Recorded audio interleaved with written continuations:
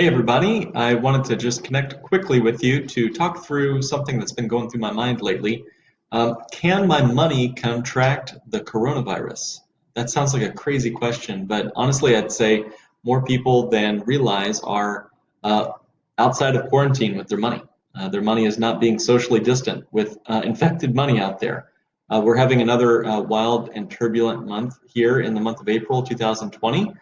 And the problems of the infection of the coronavirus go way beyond our health. And my concern, of course, goes out to anybody who's been impacted physically by the virus that's spreading the globe right now. But it made me think back to this old concept of the butterfly effect. If you're familiar with this idea, it's the idea of a butterfly in Brazil flapping its wings might cause a hurricane across the United States. It's the smallest little thing that triggers a great, huge result over time and over space. And think about it, wherever this virus originally came from, the most important thing is millions of people are being impacted, billions really across the globe, both physically and financially. So can my money be impacted by this same virus? Let's talk about it. I would say that the first thing we can remember is that money needs to be quarantined. If there's other money out there that's being infected, in other words, if the markets are crashing, if people are losing their jobs, losing their income, it's super important to remember that your money can be kept safe outside of that mess, outside of that possibly infected zone. And we need to quarantine our cash just like we need to sometimes self-quarantine to keep yourself safe.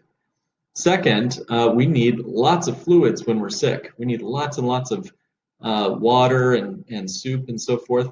But the same is true with our money. Right now, too many people don't have liquidity in their cash. They need more fluidity. They need more liquid access to money.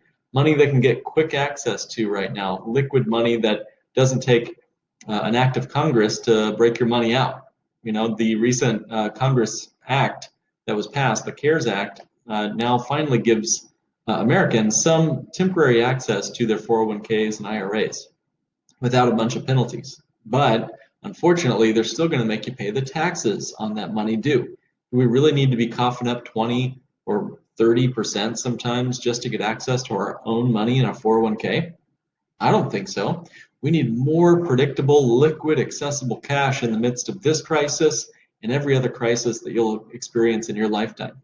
So we need lots of fluids. And of course, we need a place for our money to rest, just like we need a place for our physical bodies to rest when we're sick.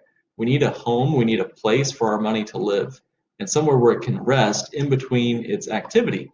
So, I have a bed, I've got a home, I've got a place for my body to sleep and get recharged. My money needs that same place too.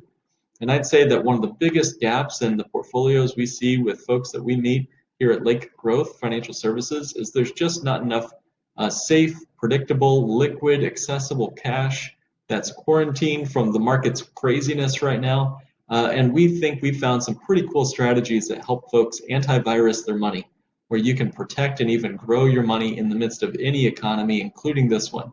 So if this is an interest to you, please do reach out to us. Click on the button here on this video here, and I'd be happy to speak with you to see what's possible for you, your portfolio. It's never too late to protect yourself, to quarantine your cash, to give you some interesting and I think very timely financial solutions in the midst of a global pandemic, both with your finances and your health. Stay safe, everyone. Hope to talk to you soon.